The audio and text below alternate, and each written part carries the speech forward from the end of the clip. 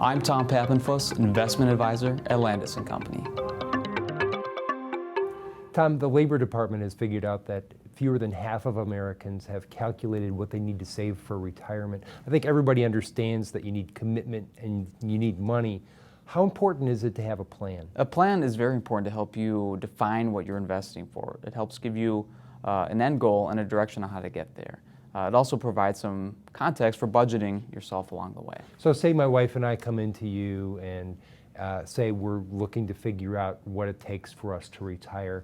Walk me through the steps. How do you start us off? I generally start with kind of some open-ended questions just to find out what does retirement look like for you. How does that compare with your lifestyle now?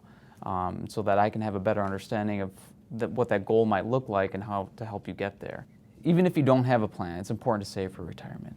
People often ask me how much I should be putting away, and you want to first look to some of those resources that are available to you to fund your retirement. Your employer may offer an employer-sponsored retirement plan, and at a very minimum, if they offer a match, you want to be at least taking full advantage of that match. And then there are ways to catch up when you get older too, right? Yeah, at the age of 50, the IRS has allowed what they call catch-up contributions, recognizing the fact that you're now closer to retirement.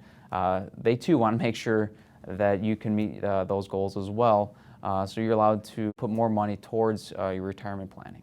What about debt? How do I balance paying off loans and setting aside money for retirement? I get that question a lot. What should I be doing first? Should I be paying off my debt, or should I be putting money towards my retirement account? You want to first look at what the interest rates are on the debt that you're currently paying versus what you might be able to expect as far as returns are concerned from your investments. And whichever may be higher is generally where you want to direct your funds. So right now, we have historically low interest rates, which means debt is fairly cheap. I would definitely be recommending to people that you put money towards investments. But ideally, you won't be having as much debt in retirement, if any debt at all. So say my wife and I have figured out what that number is, how much we need to live on in retirement, what then? So once you come up with that desired retirement income that you have, let's say it's $50,000, you'll then want to first estimate what your known income flows might look like, and I'm referring to Social Security and any pension payments.